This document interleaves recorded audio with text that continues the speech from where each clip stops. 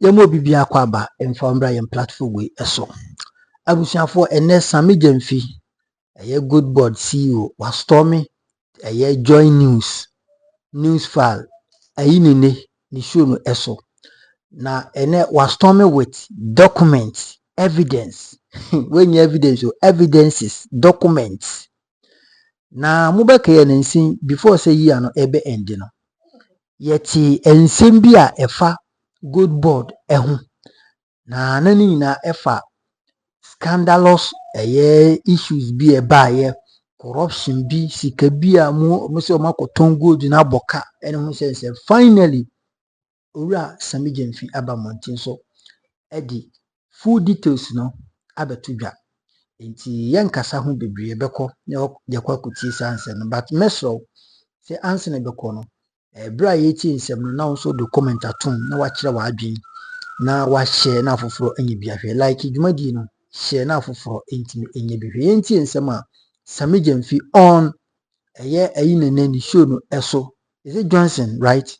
Okay, that is Joy News. Yamfa credit in emo Jacoba beto aso as usual. That has led to a petition to the Attorney General for Yoko, OSP, and all of them to look into this issue about the Bower Rock Company. What is the Bower Rock from where you sit as a chief executive of Gold Board? Thank you very much, Samson. Bower Rock Company Limited is a company incorporated under the laws of Ghana. It was incorporated specifically, I believe, on the 15th of January, 2015. 14th or 15th of January, 2015. So it's a 2015 incorporated company. Okay, so I confirm that we have seen that incorporation certificate and certificate to commence business. And as we do the show, we'll be showing you some of these pieces of evidence because we have them. And in fact, I have, when I'm done answering this question, I'll give you all the evidence to the answers I provide. So first of all, it's a company incorporated under the laws of this country in the year 2015, meaning that it's been in existence. Is dealing in precious minerals, among others. So when you hear people say that, oh, this company has nothing to do with gold trading, it was not registered for that purpose, it is not true. And I'll give you the evidence for you to know that, yes, it is registered to carry out a number of activities from mining to farming to dealing in general goods. But one key principal activity of the company is dealing in precious minerals. Now, this company is also not a mushroom company that just, surfaced in the gold trading space. As a matter of fact, it was licensed by the Precious Minerals Marketing Company to deal in gold in the year 2016. 2016. The predecessor of the Gold Board. Yes. And since 2016, the company has renewed its gold trading license every year until 2025. Every single year, the company has renewed its gold trading license. Now, this company we call Bower Rock has been one of the major gold suppliers in the country. In fact, they were one of the major gold suppliers to aggregators under MIFS. When I say MIF, I'm talking about the Minerals Income Investment Fund established by the NPP. The MIFS Gold for Reserve program in the year 2024 when the NPP was in power. And I'm going to give you evidence to that. So now let's go to the evidence. These are the company's registration or incorporation documents showing that it was first incorporated on 14th January 2015. As I'm saying, all these copies I'll leave with you. Okay. I've also given soft copies to your producers. They can project it. Again, the company updated its incorporation on the 14th on the 20th of November 2023, right, and became Bower Rock Company Limited. It was initially Bower Rock Limited. The certificate is also here. This was 2023. Then these are the articles of incorporation of the company showing that its principal activity is what? Number 1, mining. Number 2, farming. Number 3, construction. Number 4, trading in general goods. Number 5, dealers in precious minerals. Number 6, oil and gas. Number 7, import and export of general goods. So that is the evidence. Why is it necessary to be exhibiting their incorporation documents to show that they were incorporated on 14th of January 2015? Yeah, because some have suggested that Sammy Gyamfi just went to Gold Board as CEO and decided to appoint a sole buyer company dated 10th March 2016, expired on 9th March 2017. A year after its incorporation. A year after its incorporation. It got a license from the PMMC. To deal in gold. Okay. A few licenses to show that they were renewing and very active from 2015 when they were incorporated to 2025. This is dated 14th February 2020, another license from the PMMC. This is another license from the PMMC dated 19th October 2023, and there are many others. Again, let me give you evidence of gold trading work, significant gold trading work done by this company. Now, I told you that the NPP under MIF rolled out a Gold for Reserve program in 2024 on the instructions of the then Vice President Alhaji Bawumia. The main aggregator, one of the main aggregators for MIF was a company called Gold Rich Refinery Limited. Right. One of the people who were the main suppliers of gold to this aggregator is Bower Rock. And I'm giving you evidence. This is a letter from Gold Rich addressed to the manager of Fidelity Bank. I've given your producers a soft copy, which is redacted because this one has the bank details of the company. Right. So they can project that. And as you can see on the screen already, it says transfer Gold Ridge Refinery Limited. This was a transfer instruction of 40 million cedis to Bower Rock under the NPP to buy gold. And there are many of these letters. Number 2, in the year 2017, the main gold buyer in Ghana, one of the biggest gold buyers in Ghana, was a company called AA Minerals. If you are you're well versed in gold trading issues in country, you would have heard of the name AA Minerals. There's a certificate issued by AA Minerals to Bower Rock dated 3rd August 2017 as what? Their buying agent, 2017 when the NPP was in power. Now you also know of the biggest refinery, gold refinery in the whole of West Africa called Gold Coast Refinery. This is an invoice from a wire transfer from Gold Coast Refinery to Bower Rock dated November 22, 2018 for Bower Rock to buy gold for them. These are records of gold purchased by Bower Rock for Gold Coast Refinery as at March 2018. These are all the records, and you can go to Gold Coast Refinery. Okay, so he's just showing us now a tall list of, as in purchases or the gold Bower Rock's involvement in the gold trading. So number 1, trading. It is not a 2025 registered company. It is a 2015 registered company. Number 2, it is not solely a farming and fishing company. It also deals in the precious minerals, and I've shown you that. Number 3, it has a solid track record in gold trading, acknowledged by Gold Coast Refinery aggregators under government's Gold for Reserves program and so on. And I've shown you his activeness even under the XY regime. Right. Now, Samson, I think the next question people will be asking after this. The thing also is about why it is the sole gold buyer for the Gold Board. Yeah, that is also another misconception. You know, a lot of people do not understand how Gold Board's trading model works. Samson, Gold Board has a 4-tier license buying system. 4-tier. The first is the tier 1 buyer. The second is tier 2 buyer. The third is the self-financing aggregator. And the fourth is the aggregator. all these licensed buyers buy gold for the gold board. So not only the aggregator buys gold, the self-financing aggregator buys gold. The difference between the self-financing aggregator and the aggregator is that the self-financing aggregator uses his own funds to buy gold for gold board, while the aggregator is funded by the gold board to buy gold primarily. Okay? Tell them I've not got into these tables yet, so they should wait. Let's go systematically. Now, no, it's not being shown. It's only okay. Then the third, the tier 1 buyer is a grassroots buyer who is licensed by the gold board to buy gold from licensed small-scale miners. The tier 2 buyer is licensed by the gold board to buy gold from both the licensed miner and the tier 1 buyer. So they are all gold buyers. In the year 2025, the first year of operation of the gold board, we issued 900 buying licenses. 900. Under our tier 1 license, we issued 269 licenses to qualified applicants. Qualified applicants underlined.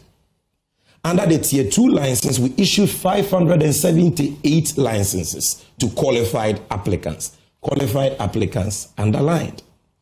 Under the self-financing aggregator, who are also aggregators, just that they are using their own money to aggregate gold for us, we issued 52 licenses to qualified applicants. Qualified applicants underlined. Is that where Bower Rock belongs? No, Bower Rock is the aggregator. Under the aggregator category, we issued 1.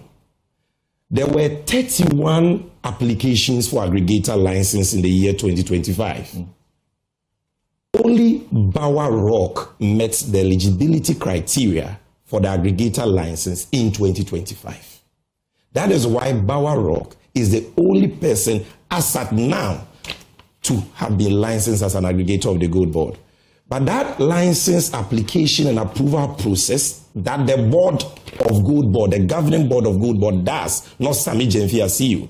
Sammy Gyamfi as CEO and management only recommends. The board grants approval for aggregator license.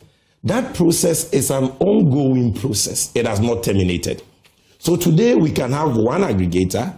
Tomorrow we may have 0 because we can even revoke his license or suspend his license. Tomorrow we can have 10 because 10 people can meet our eligibility criteria. So people say, Bawa is the only one buying gold. They don't understand. They lack information. We have 900 licensed buyers, all of whom buy gold. Then they say, why is he only the aggregator? He's the only aggregator because he's the only one who has met the eligibility criteria. Let me tell you something. When we say an aggregator, what do people understand by that? There is no license in Ghana that enjoys the benefits of an aggregator license. Some say, have you heard of somebody going for a license in any institution? And after he gets the license, the state gives that person money in the billions to buy gold for the state. If you go for a BDC license, you are going to do your oil business with your own LCs and your own credit lines. Absolutely. Same for an OMC license. Okay? But when you say somebody is an aggregator, it means that he's entitled to receive state funds to buy gold. And therefore, there is a strict set of governance, legal, operational, and financial requirements he must meet as a risk mitigation measure. He must have minimum 3 years experience in gold trading. He must have minimum 3 financial statements preceding his application. He must have at least 3 buying offices in the country. He must have at least a bullion van and so on. But the most important requirement is this. He must present to the gold board a bank guarantee or an advance payment guarantee from a recognized financial institution that accords with the insurance policy of the gold board to secure the capital support he seeks from the gold board. You understand? We are not some zombie sitting at gold board where any Tom, Dick, and Harry comes and says, I want an aggregator license that will entitle me to use taxpayers' money to buy gold. And you say, I've given you a license. We are not sharing and of 30, aggregator license like you share of 31 applicants. Barrock is only the one. that. And I'm saying it on Newsfar today. Yes, I'm saying he has given us an advance payment guarantee covering a trade capital support of 2 billion cedis. 2 billion cedis. And that is why the board approved the application. If some people had done that when they had the opportunity to do gold trading in this country, they will not be chasing the aggregators today for causing financial losses to the states. That's actually true. Look, we are ready and happy to work with anybody who meets our eligibility criteria for aggregator license. So the other 30 or 29 that did not qualify, what were the incidents that disqualified them? The main critical thing is the guarantee. And I'm here, Kwadwo Oppong Nkrumah, you have addressed a press conference. I'm challenging you. If you can give me one company who has applied for a gold board aggregator license, met all the requirements, especially gave us a guarantee from a bank or an insurance company, and we refuse his application, put it out today. I'm challenging them. They don't have. And let me tell you something that people don't know. You see, the president was gracious enough to send me to PMMC on the 22nd of January this year.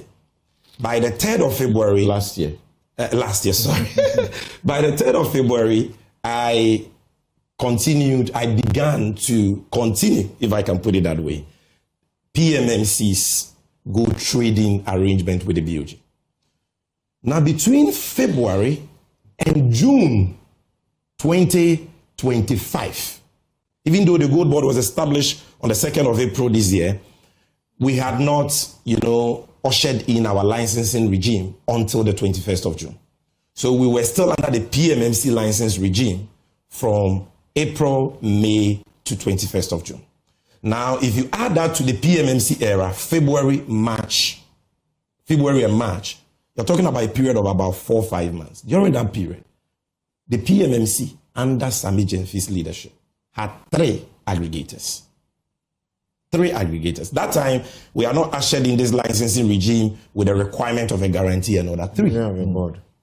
I didn't even have a board by that time. Who are these aggregators? Because questions are being raised about particular persons who have been, or companies who have been exempted when they may have, qualified to enjoy some of this. Now, we had 3.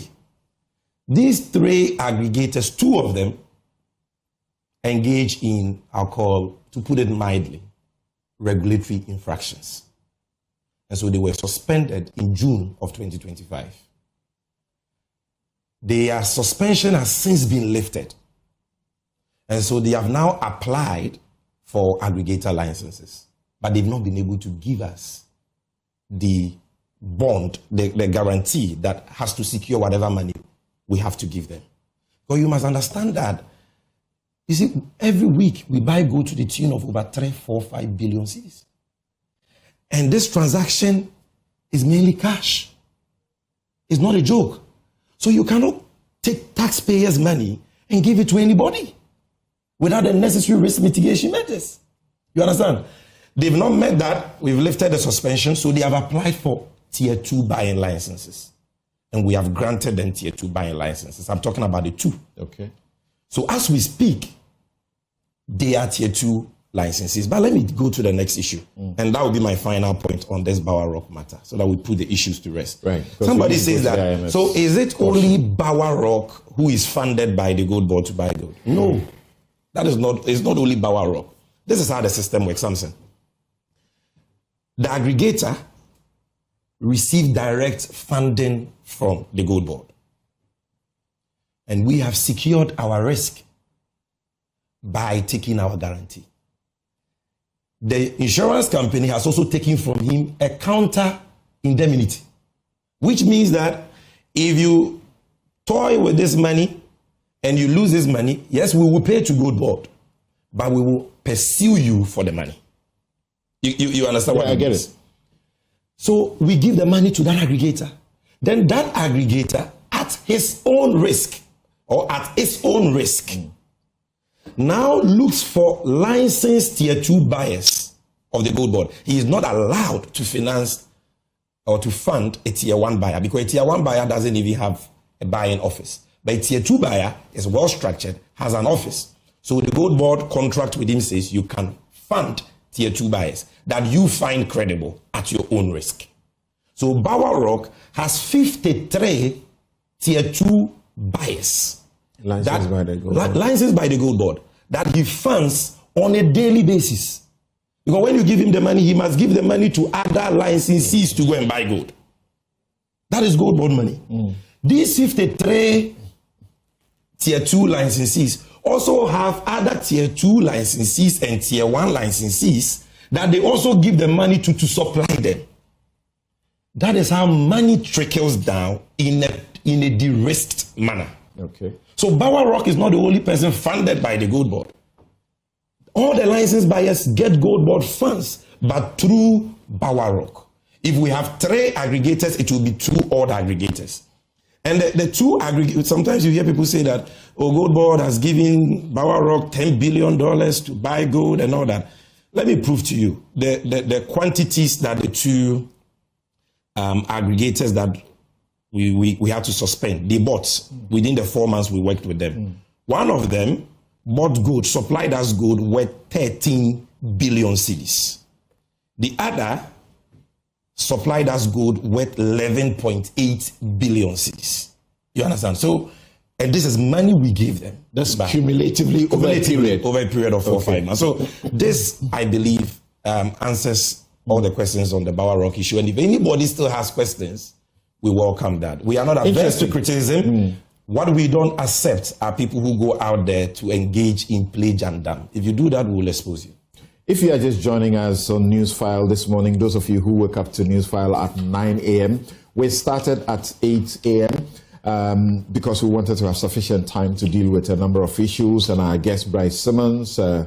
Kabiru Tia, Senyor Hosi, have been here giving their views of how the economy has performed, the things that have happened or governance within the 1 year of the John Mahama administration.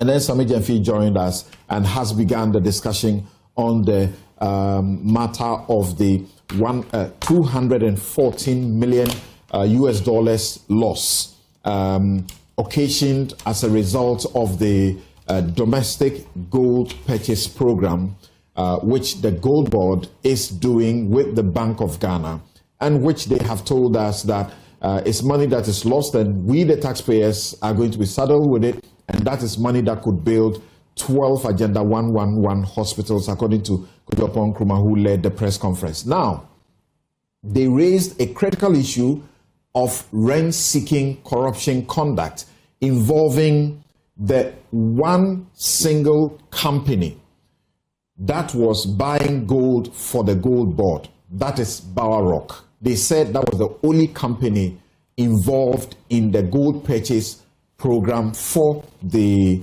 Gold Board, Bower Rock. It's explained that they've issued hundreds of licenses, 900 for one tier. No, in total. In total, all the cumulatively. And if you so go there on are our 4 website, tiers of the licenses. If you go on our website, for this particular purpose, rent-seeking conduct, he's brought the incorporation document. We have seen it. We've shown you on our television. It was incorporated on the 14th of January 2015 and not 2025. And over the years, it has worked with the PMMC. This was the first license it procured from the issued by the PMMC. The license that just went past that you saw, that was the first license given to it by the PMMC in 2016. So, what he's sought to do in the Bower Rock matter is to sort of bust all the myths, all the misinformation or disinformation that's been put out there. And the fact that Bower Rock, within a particular tier, as an aggregator, is the only one that qualified because of all the criteria they have to meet. It was the one that met the guarantee required, financial guarantee required, in excess of 2 billion Ghana cedis to be able to receive that license to work. So now let's progress. But to before an just important one part. second, Yeah. just one second. I left this very important. BOLD is also registered in Liberia and licensed to trade gold in Liberia. And this is his 2018 gold trading license from Liberia. Kabiru can have a look. So Okay. I just wanted to put So that. as you may know, before we go to the IMF loss, IMF caution of the risk, there is a petition against unlawful involvement of unlicensed and investigated persons in Gold Board Ghana operations. This is a petition from the Kwadwo Institute, and it is taken to the Office of the Attorney General. And as I can see, it is attention to the Office of the Special Prosecutor, the Economic and Organized Crime Office, and among others, they are saying that they don't understand why Mr. Sledge, who is linked to investigations into the alleged squandering of approximately $90 million of the MIF gold for has been blocked. He's not allowed to participate in the process. Meanwhile, there is this Mr. Roger Frimpong Kwachi in the Gold Board operations, who also, has a connection with this kind of investigations by the OSP. If you appreciate what I just mentioned, and you have seen this, what's your explanation? We see these things, but we don't respond because we are very busy people doing an important job for the nation. We don't have to. It's a joke. Listen, Roger Kwache is not licensed by the Gold Board to do anything. He's not a licensee of the Gold Board. Roger Kwache only consults for Bawarok. He works with Bawarok. Now, this Roger Kwache is managing director for a company called Goldstrom. And Goldstrom was one of the aggregators under MIF's Gold for Reserve program. They were giving money. By the end of 2024, MIF wrote a demand letter to them that they had some outstanding payments to make. The company has paid MIF in full. And I've seen acknowledgement letters from MIF showing that Goldstrom has paid. Now, that one employee of the company is consulting for Bawarok, and that is an issue. A company that has not committed a crime, a company that is not under investigation, is not being prosecuted, has settled all its bills to MIF, and you're saying that its employee cannot work for a private company. So it is not as if Roger Kwachi even works for the Gold Board or is licensed by the Gold Board. He has done nothing. That guy is a great resource.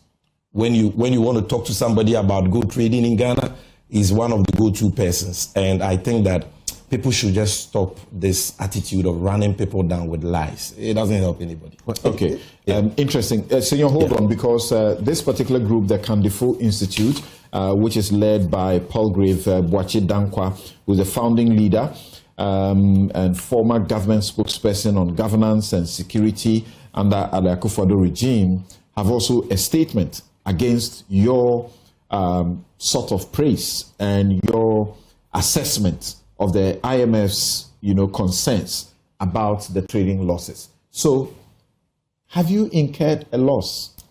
When you say have you, are you talking about Gold Board or what? $14 million dollars. Are you talking about Gold Board? Well, we are told that you are cooking your account, so you pass it off to the Bank of Ghana. So, two questions. Let's start with one. Has Gold Board made a loss? Emphatically, no. The Gold Board, even though it is not a profit-making, public operation, has not made any losses. The Gold Board, for the year 2025, generated revenue to the tune of 960 million cedis. A little over that. Our expenditure for the year 2025 stands below 120 million. These are all unaudited figures. So if you look at our management accounts, we are on our way to declaring income surplus. Gold Board does not declare profits, it declares surplus. There's a big difference between profit-making institutions and surplus-making institutions. Now, it's very clear that we will be declaring a surplus of nothing less than 700, 800 million, to put it very conservatively. The law that established the Gold Board, the Ghana Gold Board Act, specifically under Section 42, requires us to publish all our quarterly financial reports on our website. We have done so. Right. And if you check that, you will see that everything I'm telling you is factual. Yeah. And by the end of first quarter 2026, that is by March this year, the Auditor General would have completed his external audit of our accounts. And we will publish all our financials for everybody to see that Gold Board has not made losses. And when you hear people talking about Gold Board losses, maybe they are dreaming or they are hallucinating. That is what it is. We've not made any losses. These are imaginary. You are buying in excess of 3 to 4 billion Ghana cedis of gold every day. Yeah. And you are taking money from the Bank of Ghana for this purpose. Yeah. And every week, you didn't say every week. Every week. Yeah. Every week, yeah. 3 to 4 billion Ghana cedis, not dollars. Right.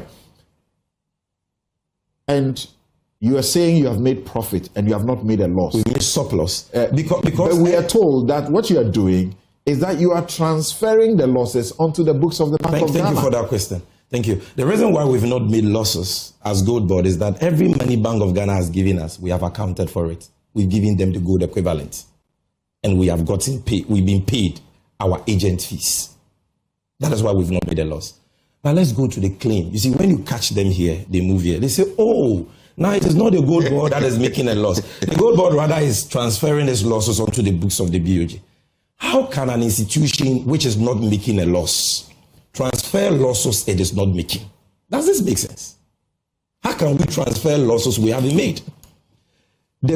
What Gold Board has done this year, you see, a child must learn to crawl before it walks. And a child must learn to walk before it runs. We established on 2nd of April. But by law, we took over the PMMC structure.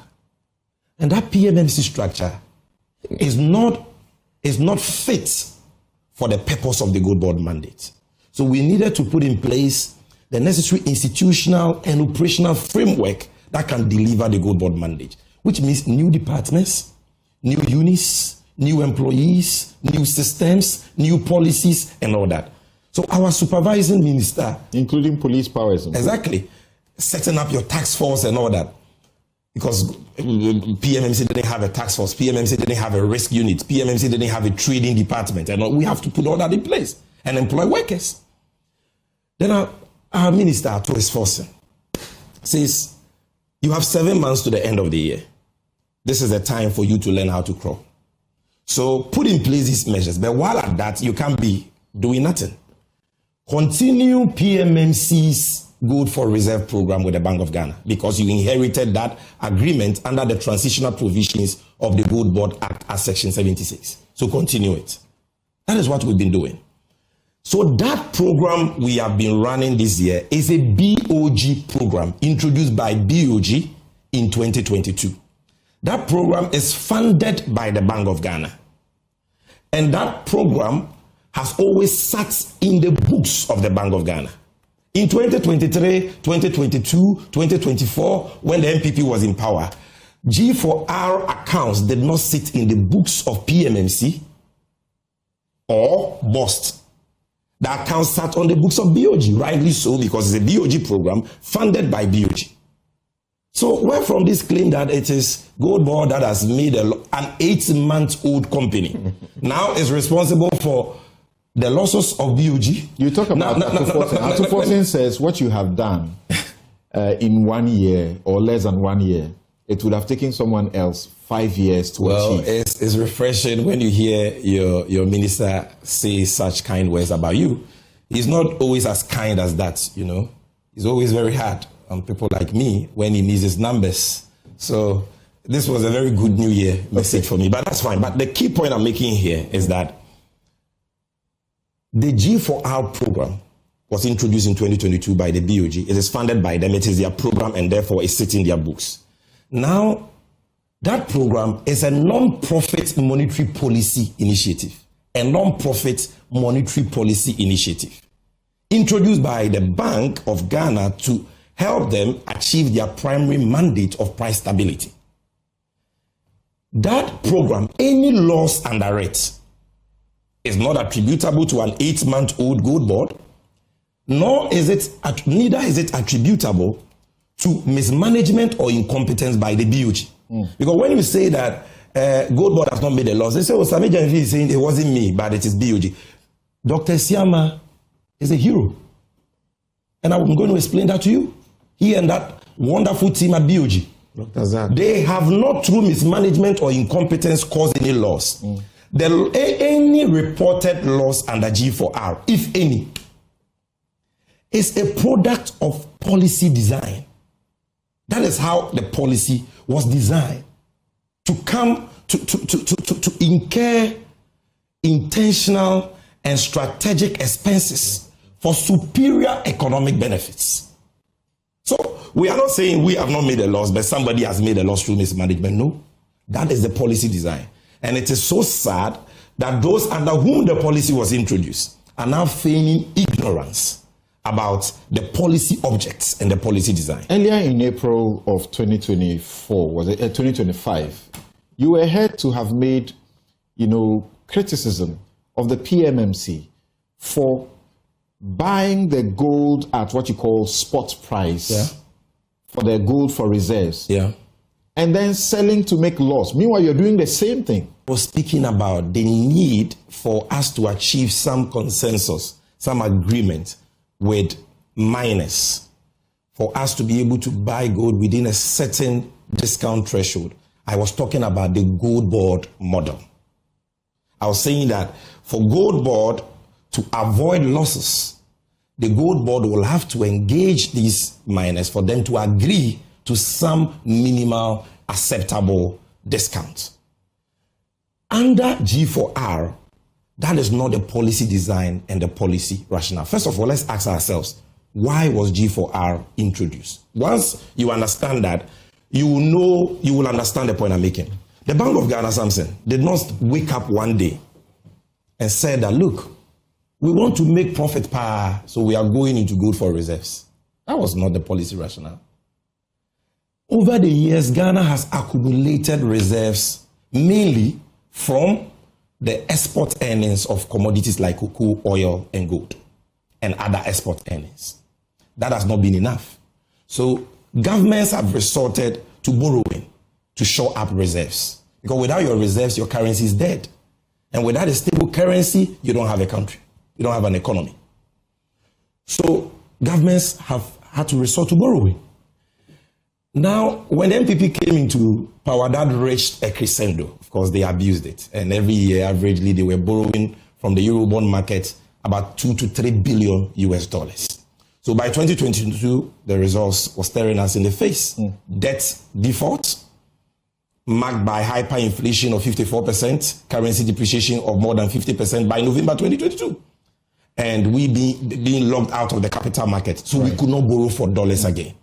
So there was so much pressure on the currency, and the currency was depreciating. It hit 17 cedis at some point in 2022. Upgraded to junk status. Yes, because there was no supply of FX to meet demand. So the Bank of Ghana said, okay, now we can borrow for dollars again. And you see, when you borrow for dollars, the effect is palliative, temporal, because you have to repay the debt. And when you are repaying, you have to pay it in dollars. You have to go and find dollars to repay. So the Bank of Ghana said, okay, we will use cedis to buy our gold in Ghana. And we will sell the gold on a weekly basis, T+4, for dollars, and give the dollars to the market. So the purpose of the program has always been foreign exchange accumulation to meet market FX needs and to build reserves. For what purpose? For the purpose of national economic stability. The purpose is not for the central bank to be trading gold like a licensed buyer of the Gold Board trades gold, buying at discounts and margins to make profit. That was not the purpose. So when the Bank of Ghana started this, they didn't have any Gold Board in the picture. The market was dominated by foreigners. And these foreigners were not repatriating FX inflows back to Ghana. They were bringing dollars through the Abochi man, through what is called Hawala. So it was not impacting the finance sector, the financial sector. So And these people buy gold from 1957 till now. Gold is bought in the market at say 1% to 2% discount. But the exchange rate is always market rate, the informal retail rate. So Bank of Ghana says, I need a strategy to get the gold instead of these foreigners. So Bank of Ghana, through the Minister for Lands, Samuel Abujinapo, and I can give you the statement, announced to gold traders that henceforth, buy gold, but you can't export.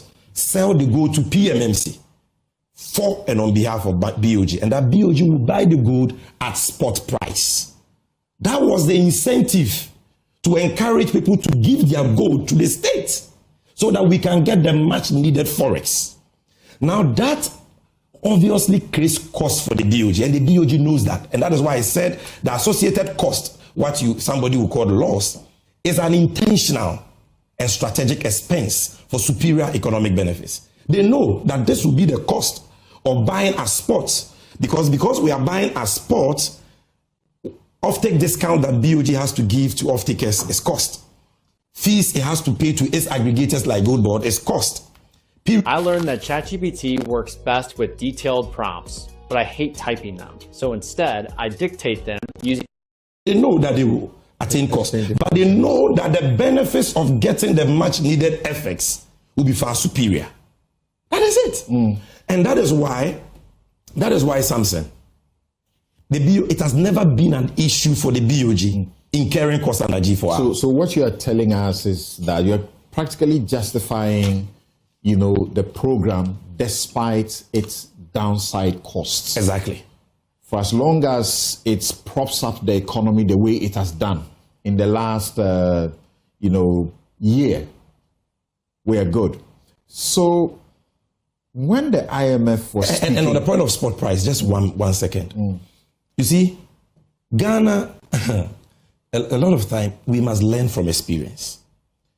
Let your producers, they can put on the screen the table I gave them of gold, ASM gold exports, small scale gold exports from 2018 to 2025. You see something very interesting.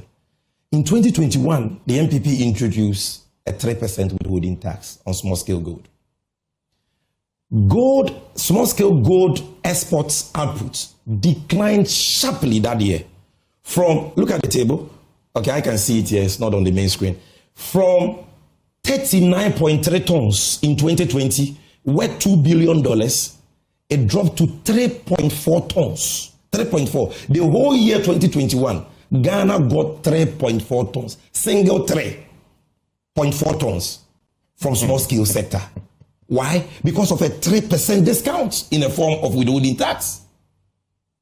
And FX inflows reduced from $2 billion in 2020, COVID year, $2 billion, to $185 million.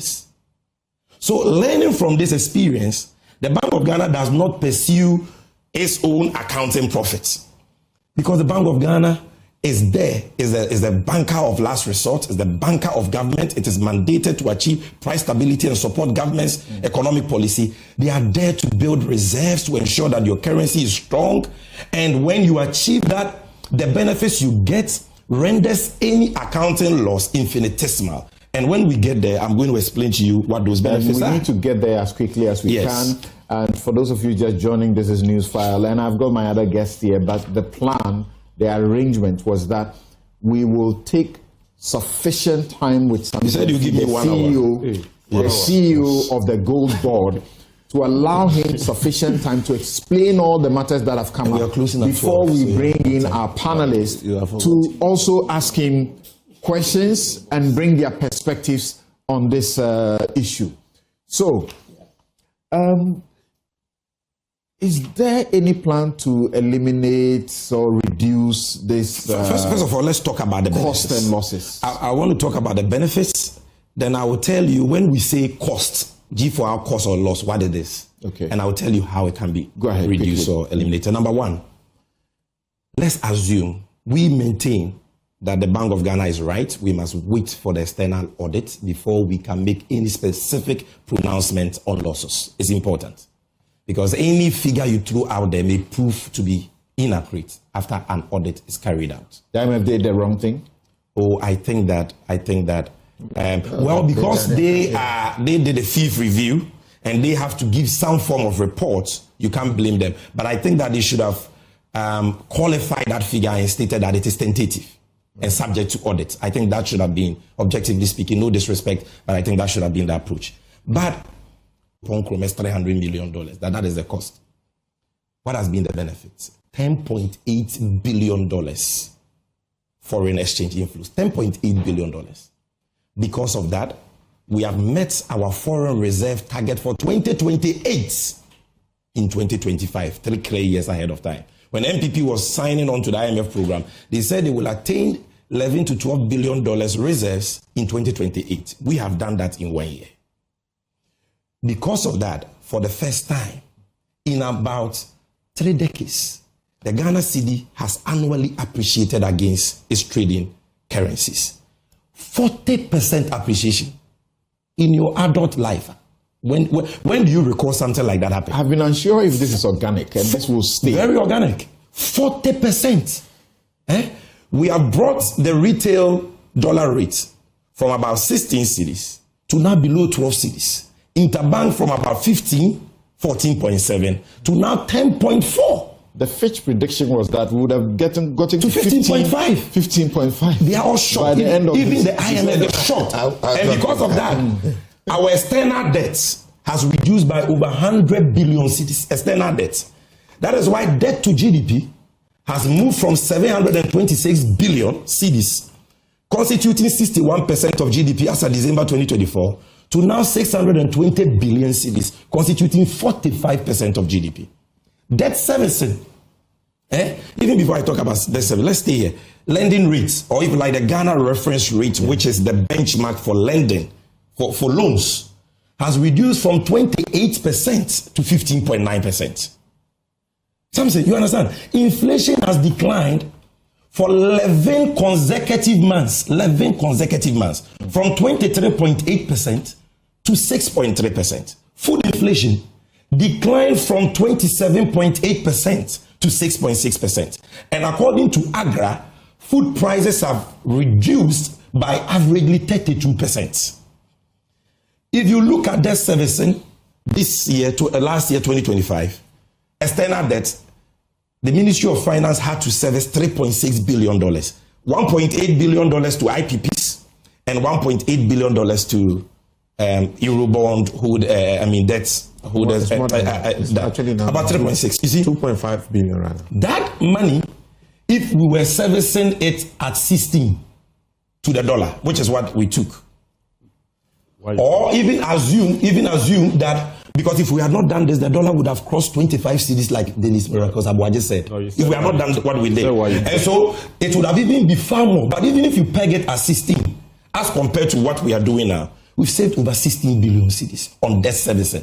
This is real saving to the taxpayer. Does this include the $709 million yes. that has just been because paid? Because that $709 million, which the state has saved 3.5 billion. Yes, because that $709 million, the finance minister would have had to convert cedis at a higher exchange rate than now. Yes. So that difference is what I'm telling you. At least if we are using the Fitch, yes, we would have had to convert to 15.5. But today, and the saving is still more than 10 billion. Today it's at 10.1. Exactly. Yeah, right. Benchmark actually to budget. Even benchmark it at 11, the saving is more than 10 billion cedis. Okay. Pick the import bill.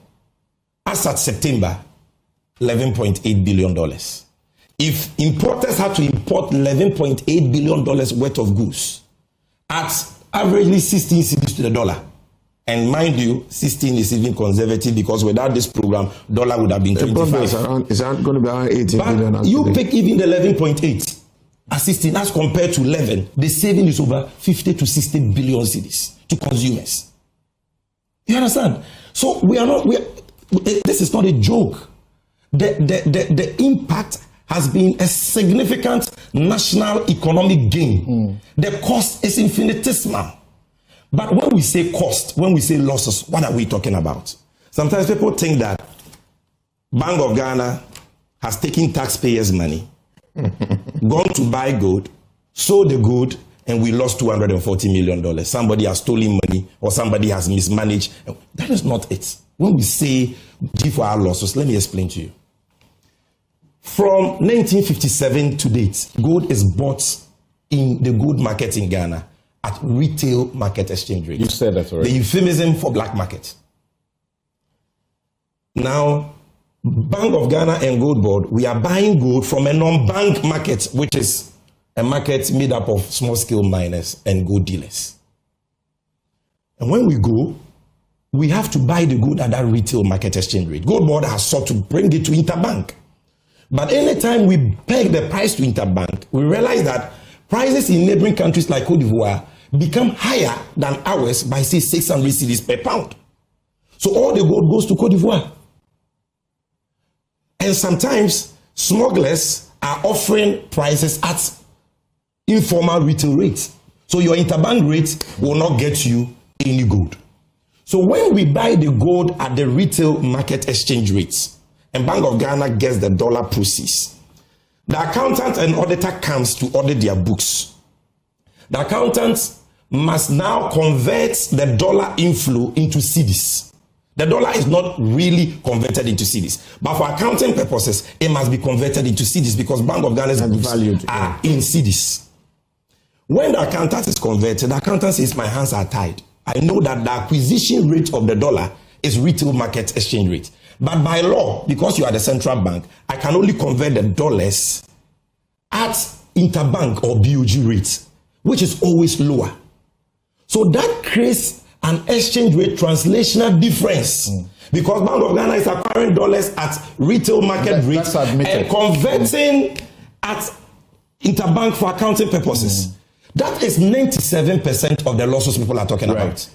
Then number two, let me tell you the second part of the loss. Bank of Ghana says, by policy design, I want to buy gold at spot to fend off smugglers and make sure that what happened in 2021, when gold output, export output declined from 39.3 tons to 3.4 tons, I don't have that situation on my hand. I need the dollars.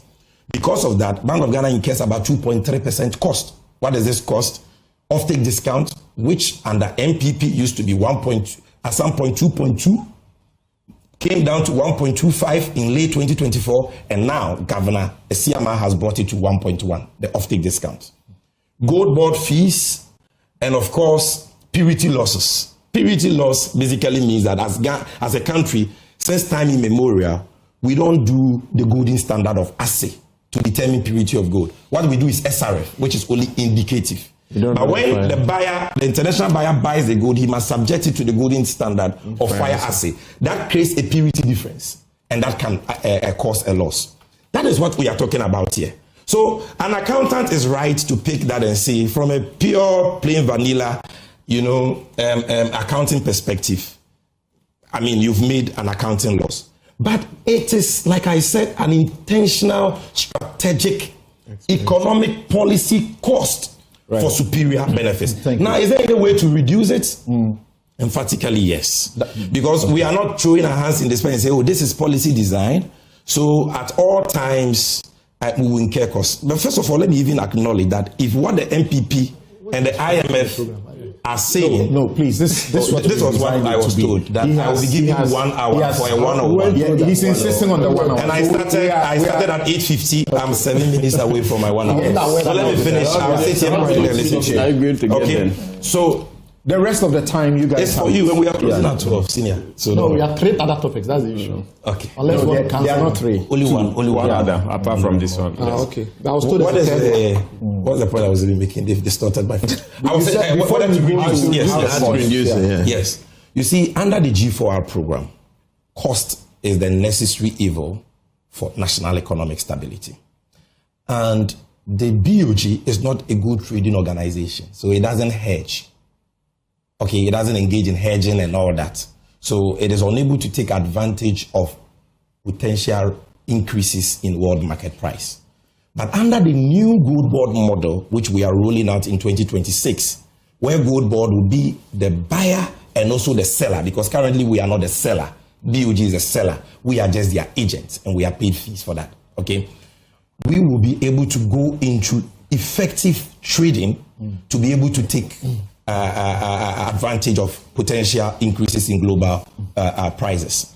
Aside that, the BOG is having a very important conversation with fiscal authorities. You're talking about the finance ministry. Now look, as central bank, we know that this is our role. This is our work. We need to do this. But let's have some burden sharing about the cost, because the cost is a necessary evil for the economic stability that we all need, which you, the fiscal authorities, even benefit more from. So can you absorb the cost in your budget? That conversation is going on. That has been the IMF's main concern. Look, people claim, sometimes create the impression that is very unfair to the IMF.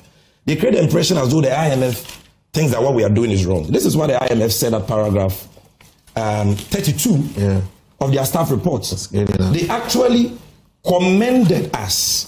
This is what they said. Very important. The BOG has significantly strengthened its reserve buffers. The scaling up of the domestic good purchase program has allowed the BOG to miss its program reserve accumulation objectives, reaching the 2028 reserve coverage target in 2025. This is IMF. But however, they come to paragraph 36 and says that the program poses risk to the financial sustainability of the BOG, because for the IMF, as a central bank, being the last bank of resort, they don't want this cost to negatively impact the books of the central bank. So they think that fiscal authorities must come in, and that conversation is ongoing. Of course, the Minister for Finance must also find a space for that in the budget. So that is all there is. But lastly, in concluding, I realize I have just 4 minutes. When you hear people talk, Kwadwo Oppong Nkrumah, somebody has made a loss of $240 million. He could have built 12 Agenda 11 hospitals. Correct. Then you ask them, how much losses did you make under that same program? How much? They can put that table too on the screen for viewers to see. I have given you, this is from the Bank of Ghana, all G4R losses since its inception. Am I equalizing to score political points? No. Am I comparing losses? No. I am exposing the duplicity and hypocrisy of a group of people who know that G4R is not for profit and yet are kicking the fuss about losses. People who themselves made more losses. So let's calculate how many hospitals their losses could have built. In 2022, they only bought 76 kg of gold. They made a loss of 74 million cedis. In 2023, they bought only 24.8 tons of gold. They made a loss of 2.1 billion cedis. In 2024, they bought only 45.3 tons of gold. They made a loss of 4.8 billion only last year. 4.8 billion. So Kwadwo Oppong Nkrumah, tell us how many Agenda 111 hospitals your loss in 2024, which is 4.8 billion, could have built. 2025, we have bought higher volumes, 103 from 45, more than double. Look at the value, more than times 3, from $3.1 billion to $10.8 billion. And we are saying our loss will be determined, our cost will be determined after audit. But let's assume your $300 million is correct. That is $3 billion. Is that not a reduction despite higher volumes, despite higher prices? If you bought 103 tons like we have done, and brought in $10.8 billion, you would have made maybe times 10 the losses you posted last year. So please, we are saying that let's approach the discussion from a position of objectivity. What the Johnson Esiaman-led BOG has done, and I don't like to give myself plaudits, you understand? But what they have done is something worth commending. They have done what in 8 years? What somebody did in 8 years, they have done it in 1 year. Yeah. And everybody can feel the benefit. Taxpayers have been saved money. Right. Cost of living has come down. Make it a habit. A 10-minute AI routine every morning.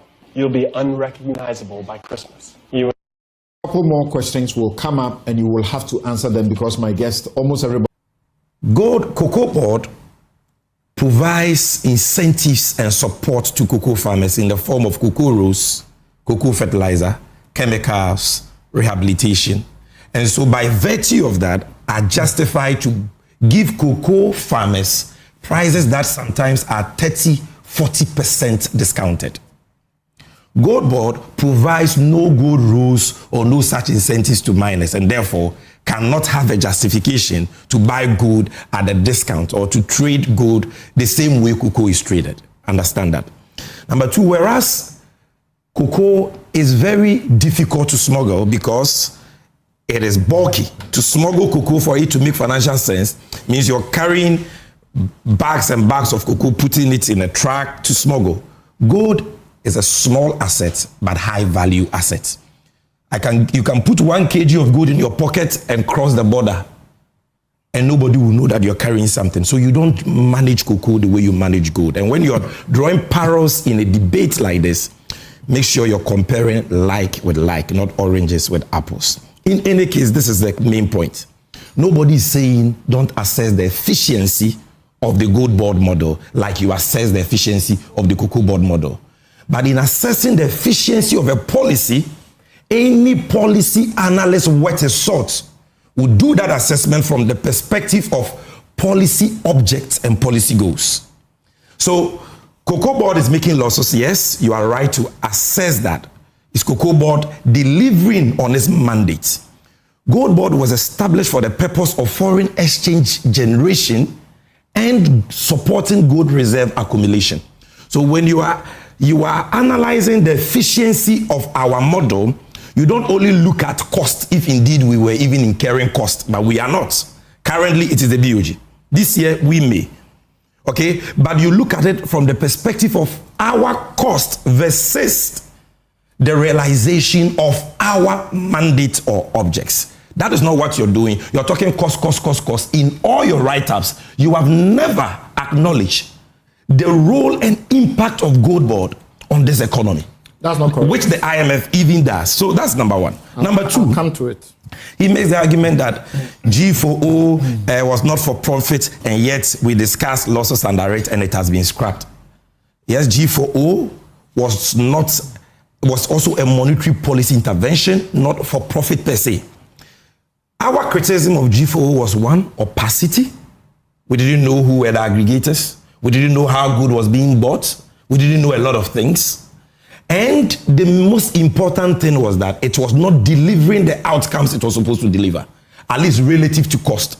So BOG did a cost-benefit analysis and said that, look, the exposures we are having under G4O, both on the gold side and on the oil side, is not worth the benefits we are getting in terms of fuel price reduction, which was or stability, which was the object of G4O on inflation. So that is why they have scrapped it. So when you're doing the analysis, situate it in the right context.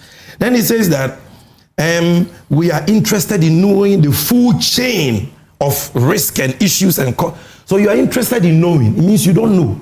And when you are interested in knowing something, you ask questions. You don't jump into hasty conclusions. That's number 3.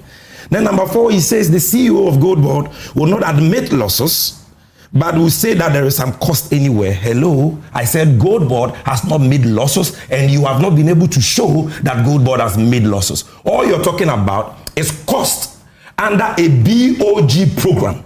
And you want to create an impression that cost under a BOG program on BOG books is Gold Board's cost. Where did you get that kind of analysis from? Where? So you are wrong.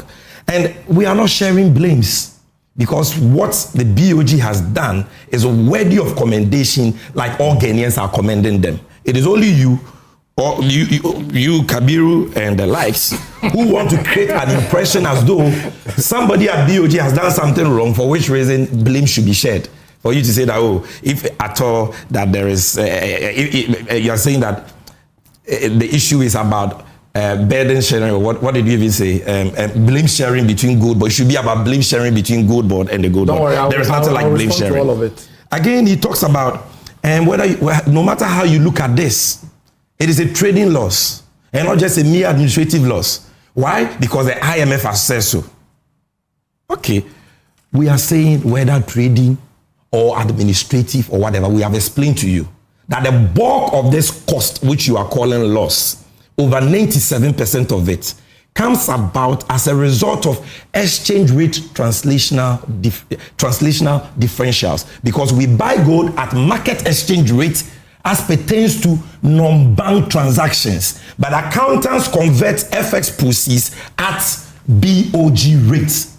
That is it. And I've also explained to you why we buy gold as spot to fend off smugglers, because we want to prevent what happened in 2021 when a 3% discount led to a sharp decline in ASM gold output from 39.3 to 3.4 tons. And therefore, we incur transaction cost. You understand? So understand that. Then he says that from their investigations, they have heard that some self-financing aggregators are saying that Bower Rock is making their business difficult. They can't compete. But who told you that licensees of gold board are supposed to compete among themselves?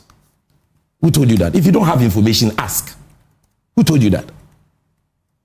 A self-financing aggregator is not supposed to go and borrow money from any bank for any business. You don't even know that. The reason why we have allowed for self-financing aggregators is so that if there is an off-taker somewhere who wants to send dollars in advance of exports, he can send the dollars to a licensed self-financing aggregator through Gold Board's account. Gold Board takes the dollars and give the CD equivalent to the self-financing aggregator to go and buy gold at Gold Board's price. There is nothing like competition. At Gold Board's price. And then Gold Board exports the gold to the off-taker of the self-financing aggregator. We did not introduce that layer of license buying to create competition among licensed buyers, which will eventually lead to price hikes. Okay. And that will come on our books as increased cost. Then he says that Bower Rock, we checked from Nkrumah, and Bower Rock was not an exporter, and now they have learned that Bower Rock was only buying for somebody. Who told you that under the old regime, we only had gold exporters? Under the old regime, you must know that the PMMC issued gold trading licenses for people to buy and sell gold locally. That was PMMC licenses. And then we had the Minister for Lands and Natural Resources issuing license for people to buy and export gold. Bower didn't have a license to buy and export, but he had a license from PMMC from 2016, 2017 to 2024 to buy and sell with suspicions as though they are conclusive facts. They say, when you have suspicions, it's not mere suspicion. Sammy, they say yes, it is an arrangement, a system to bleed the state whilst an individual is making a benefit. Rather, and I have explained to you with documents that they cannot dispute, that rather it is a sensible risk mitigating measure to make sure that if you are going to give public funds to somebody to buy gold, you get a guarantee against it. That is a no-brainer. Again, he says that all he's asking for is transparency. Really? And I heard Kabiru saying that what we are doing is opaque. BOG raises CDs, syndicate CDs from the market, FS seekers, for Gold Board through an auction. Do you know the meaning of an auction? You call an auction opaque. It means you don't even know what an auction is. Gold Board buys gold by law through licensed buyers. And all our licensed buyers are published on our website. Anybody can go and check, including Bower Rock. And you are calling for transparency. What information did you need that you asked and we didn't give you? Let's go on. Then he says that obviously there will be shortfalls based on our trading model. So how will the shortfalls are financed through foreign reserves? Any trading shortfalls that arise as a result of policy cost is financed through the same reserve. And the key thing here is that after we finance the shortfalls, the reserve has increased from $8.9 billion as of December 2024 to over $13 billion as of December 2025. The reserves didn't go down after we financed the trading shortfalls. It rather went up exponentially.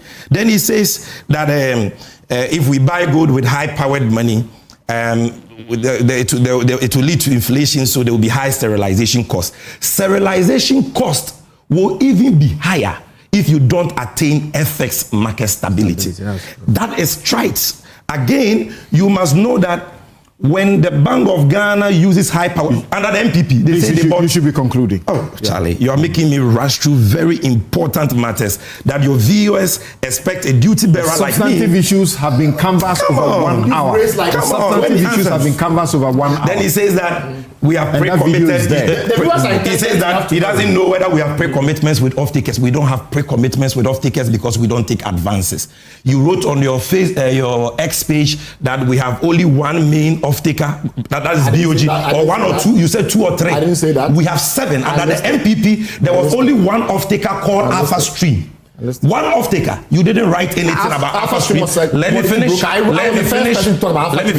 Alpha Stream was selling to Stonex, who didn't even have a contract with the BOG. I was the first person to talk about Alpha Stream. The Dr. Esiama-led BOG has introduced 7 off-takers. They are Vintage Bullion, they are Gold Saddle, they are Well Gold, they are Sovereign Pinnacle, and all that. All of them are published on my site. Again, you say that a large-scale gold is also bringing dollars. Who has said large-scale gold is not bringing dollars? But we are saying that for the first time in the history of Ghana, the small scale sector, because of the good work done by Gold Board, has beaten the large scale sector. Whereas as at 24th December 2024, large scale gold sector had brought in FX to the tune of $9.2 billion. Small scale has brought in $10.8 billion. First time in history. Then you say that, why should we give all the CD stability credit to the Gold Board? Whoever said that Gold Board should be given all the credit? Nobody has said so. But you told Senor that if policy makers and government officials tell you that subsidies are good, then it means subsidies are good. Well, the finance minister says that Gold Board is the single most critical intervention that has led to the stability of the cedi.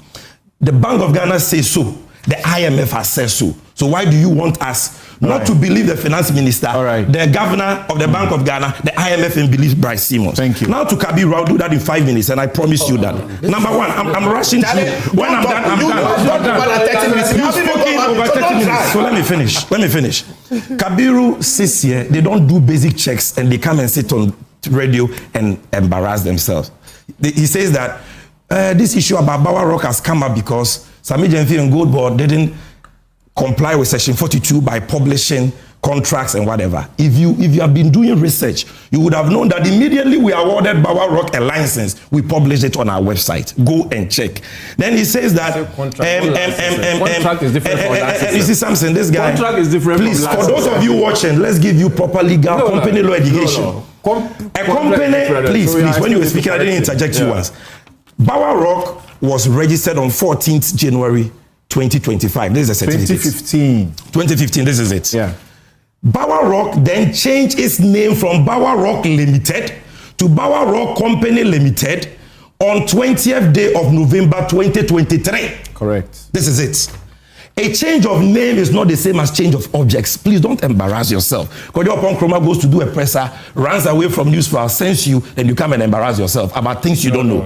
Now let's come. Then he says that Bower Rock has been given a monopoly even though Gold Board was supposed to be a state monopoly. You didn't read in the Gold Board Act that the Gold Board, even though it's a state monopoly, the sole buyer and seller of all gold, the Gold Board is supposed to exercise that power through its licensed buyers. Don't you know that? Or you read that because Gold Board is a monopoly, then Gold Board itself as a state agency will nationalize gold trading, set up offices and buy all gold, and take out all private licensees out. Thank you, Sammy. You don't understand? I'm wrapping up. Then he says that the lawsuits I spoke about are fake. That's substantial. I'm giving you my chat with somebody that I will not mention. Okay. In fact, I can mention. I think I have it.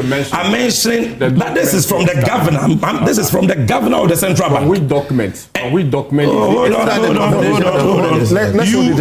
that you don't even know simple things.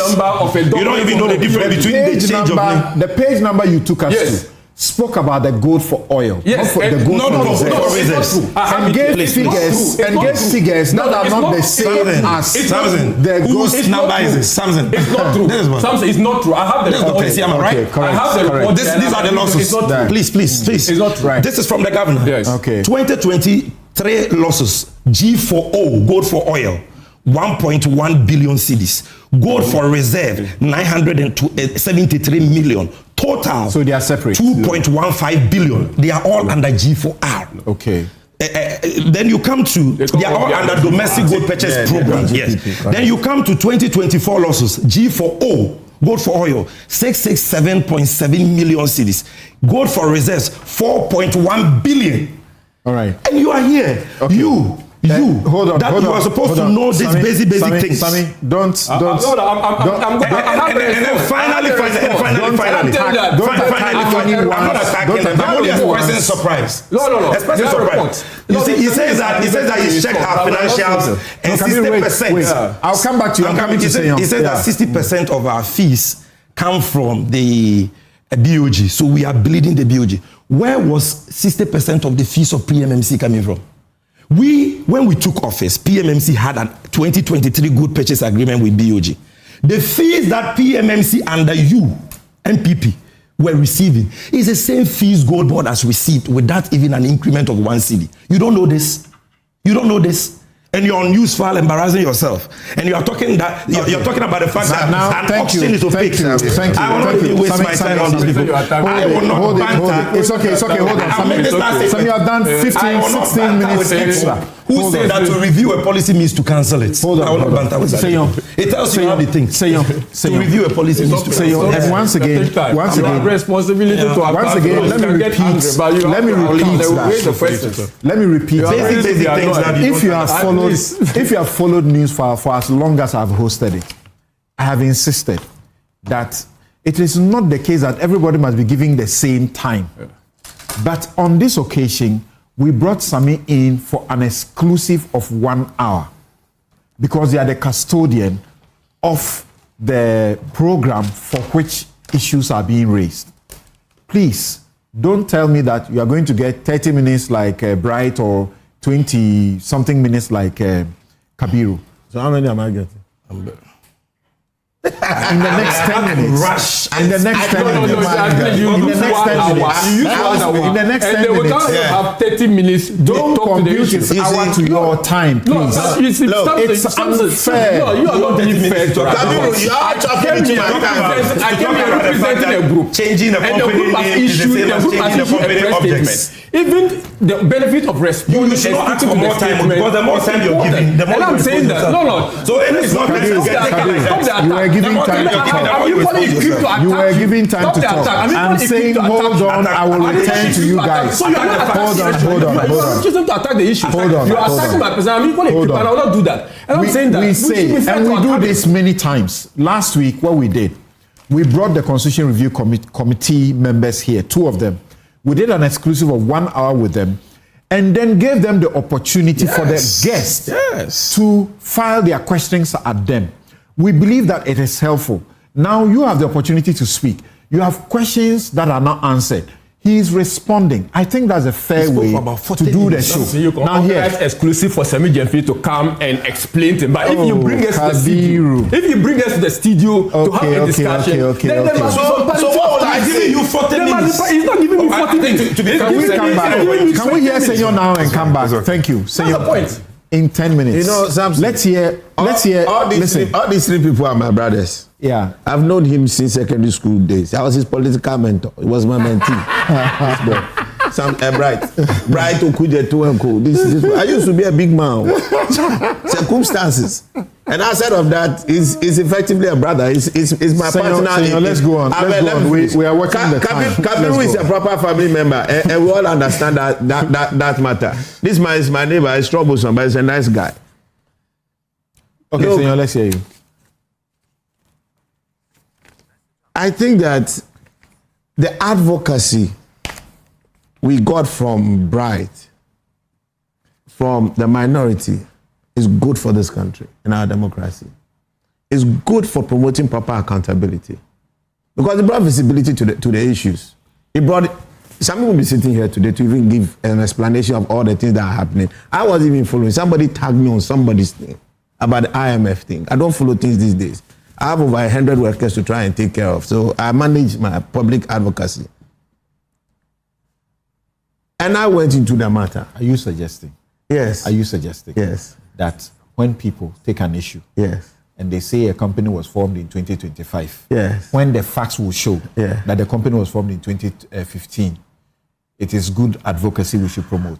I'm not saying that misrepresentation should be promoted, but the act and art of trying to participate in that conversation actively and fiercely should be welcome. Go ahead. And more importantly, we are given the opportunity for us to learn where we have to learn, for us to dispute, debate, and to construct policy directives that are helpful for everybody. I don't sit here to be right. I sit here to want to get it right. To be factual. That's me. My job is to get you. I hear superior argument because I'm not the brightest person in the room. But I have views that are well informed. Let's take this, what's the name, IMF thing. But as we go into that, let me give a little background, and I think I made that in my little piece. They woke up the economics in me when I saw this whole thing. I was quite unhappy when I saw the comments around IMF. I thought that it was a legitimate position, it wasn't wrong, but it should have been contextualized. But they contextualized it by throwing too many things all around it without clarity. All right, which was my issue, and that's why I actually came in to want to look into the matter. I interviewed Sammy. I spent a lot of time on phone with him. I met a few IMF friends. Of course, I have friends also in the CSO. Of only I hadn't seen Bright's piece till the day after when I published it. It was our friend Jampo. Jampo is the one who brought it to the ad. I realized that if trying to no, I'm not competing with my brother, not my former mentee. Now he's a big man. I can't mentor him anymore. But this is it. Are there trading losses? Let's take that out of the way. There are trading losses in that transaction. But what is that trading losses supposed to imply? And I'm saying when you see losses, you must be careful how you treat them or relate to them. The Gold Board hasn't made losses. Today we are hearing it, but the fact and the structure of that program, as I knew it before, as I know it today, there's no loss that will accrue to the Gold Board. But the Gold Board has been designed as a particular monetary policy related or supporting entity, an institution of state. That's what it is. Has it played that role? I think it has. The first thing that caught my attention when you mooted the idea of Gold Board, and I was one of the first people to engage you to discuss it, was the issues about the gap and the unaccounted volumes that we have. The Swiss Aid group actually published something. I think the OECD too did that. I think AYEKA also published that sometime in 2020. The Swiss Aid guys did that sometime in June 2025, reporting on the delta in the Ghana market sphere. They estimate about 229 tons was unaccounted for, largely going to the UAE, which seems to be the welcome center for our ASM gold or Adori gold. 229 tons, that average was about 45 over the last over 5 years. I think it was 2019 to 2023 they reported. Do you know the value of that today? Over $6 billion. How much have we been going to the IMF for? $3 billion. How much Eurobond have we been trying to get onto our books to help show up our reserves in the past few years? Largely going to the Eurobond market every day for $3 billion. Nanado was right. Yet Tisikaso, Neso Ekom DN. What I found critical about the Gold Board structure was its ability to help nip that bud and get those volumes back to this country. I raised this issue when we were trying to deal with the BOG, the petroleum issues some time back with when Wampa was governor. So we set up a whole committee with the banks, the treasurers, we all sat down. And at that time, everybody knew that there was a huge delta between the actual gold exports, especially on ASM, and the actual gold receipts that we realized. That's why significantly Ghana has had trade surpluses that have not effectively translated into our BOP balances and our reserves. This is where the gap has been. Gold is going, but the FX is not coming. The absence of the FX coming in is having a major problem on our balance of payments. It will definitely affect our reserves. And when your reserves are affected, your currency will lose its feet. We went to the IMF because we were almost about just 1 month at a point where I think we're even below 1 month, what do you call it, import cover. But yet it's a castle, a come there. So me, I commend Bawumia because I know he was a brainchild of this entire good for reserve thing. He is the brainchild, and we must commend that effort. What we have seen the NDC come and do is to actually perfect the idea, because the old idea had different fragmentations and actually a number of loose ends to actually achieve the ability to hold down the sector and make sure Ghana optimizes its interest in there. Be careful when you subsidize imports and you subsidize exports, they are not same. The impact on the economy are often very varied. Because when you subsidize exports, you actually drive production, you actually grow your economy. Because of the receipts, you actually end up getting a gain from your exports. And you're able to then build your reserves. But when you subsidize imports, like you are subsidizing fuel prices, and you're not even doing that significantly, you are actually just chopping off your feet. That's the difference in this whole mix. So back to this. What we have achieved out of this is for us to possibly get what I used to think, looking at the trade basis, about 30% of our output not being accounted for. Swiss aid is telling us that it's 45 tons on the average a year. That's big. $6 billion that could transform a lot of things for us as far as our reserves are concerned. So you take what the Bank of Ghana was trying to do. My understanding of what was conceptualized was we have to optimize these inflows. If we are going to be losing money to smuggling, because you can easily smuggle gold, and again, right, gold is not cocoa. The risk that you had with gold that facilitated and legitimized the gold board structure is not same as what we have ongoing today for cocoa board. Not at all. So let's not mix the two. There are certain institutional similarities, but the policy drive for it, no. As part of the CSO group, we were consulted by the government and the Galamsey squad because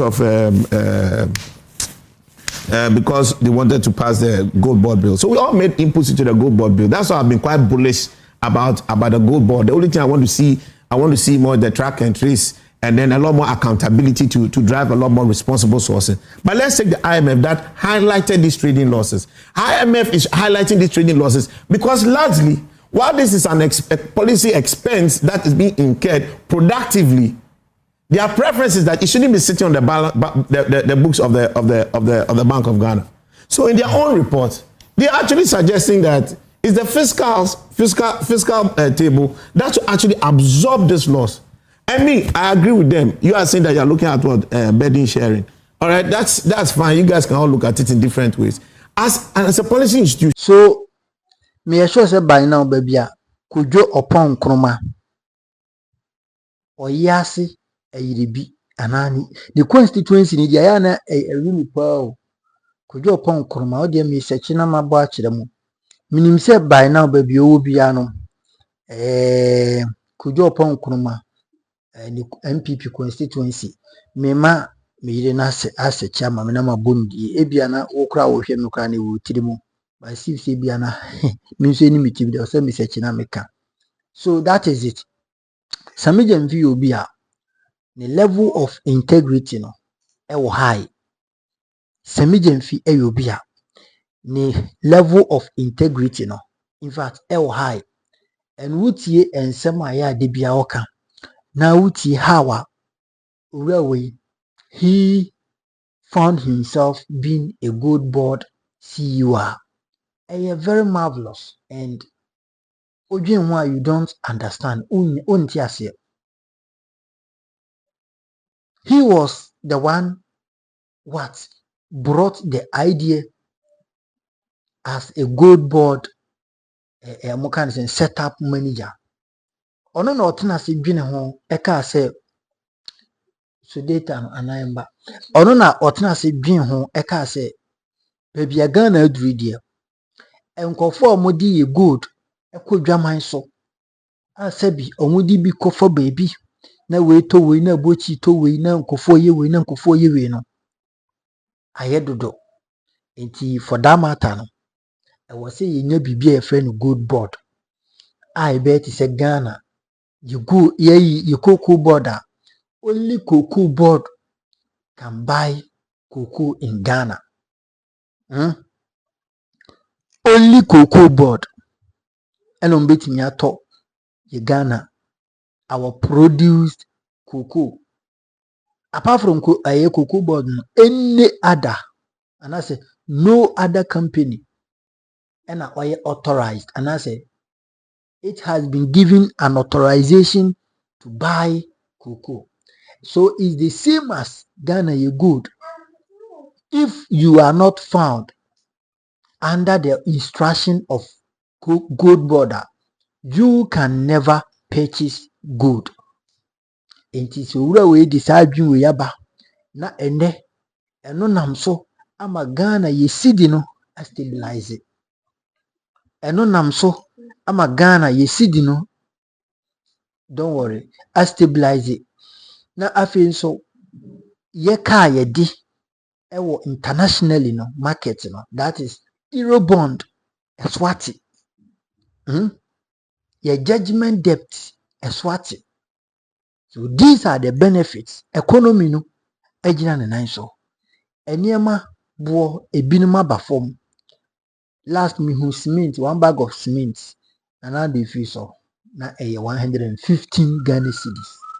But the day I can tell you, say we buy it and I say they sell it less than 100 cedis.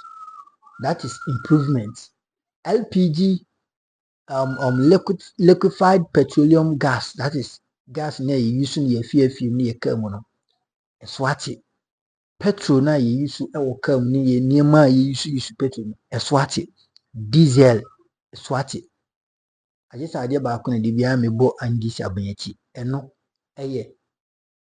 utility bills, most especially the light bill. Light bill no the BM because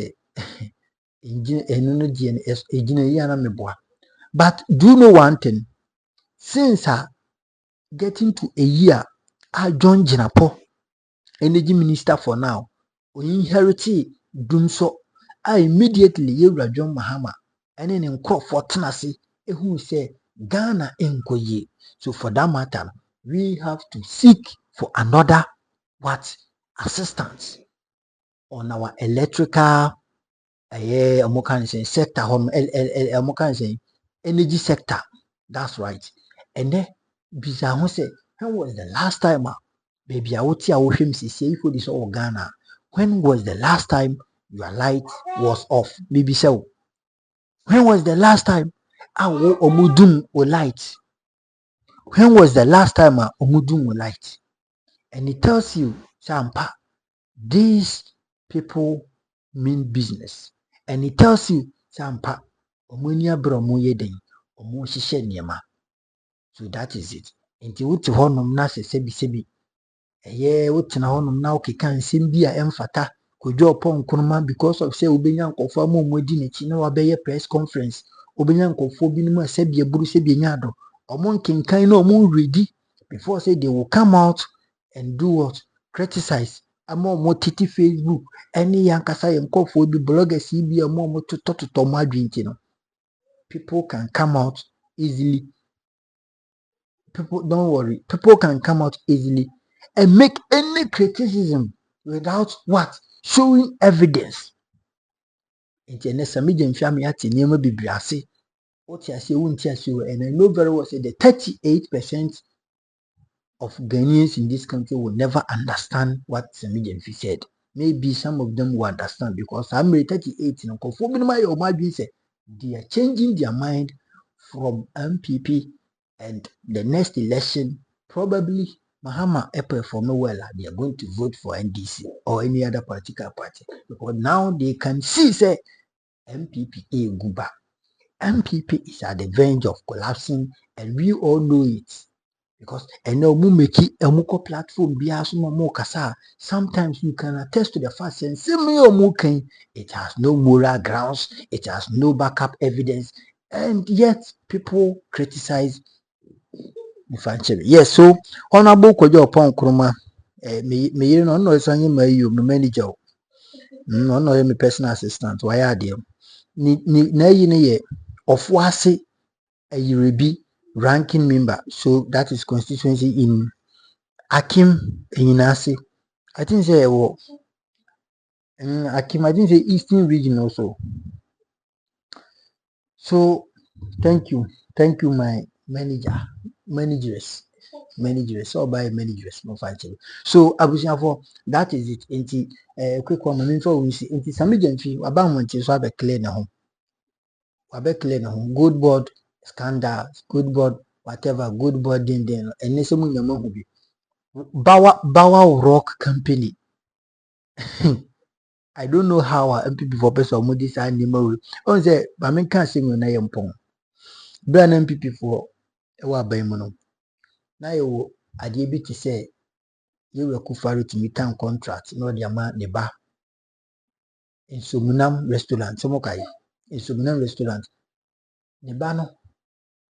Means to okra meet me akaso oje over $12 million and the could be a restaurant. Nkrumah, you saw it, you know it. And yes, be a mega man America. It is on the internet everywhere, YouTube, any other social media platform. It is there. I'm in America. So it is like the same thing, and they want to place that tag on NDC. Maybe I could say, oh, almost about much I say, Nini Bawa, you quite saying Joyce Bawa, Mobteri and Bibisha. Say, you know, no Masha say no modi tagi. But any jandam behind said you can carry this 2026. We are here to what? Kill any jandam. Unless NDC4 will turn their back against Ghanaians. I will never defend them. And you know it. I am going to criticize any government who comes in power and turn back against Ghanaians, forgetting that Ghana for the Twaba at the moment. But the Basana, I Mega will not sit here aloof and watch that government. I will speak, and that is my work here. So, I do a comment session. Macro Bibia. Bye bye.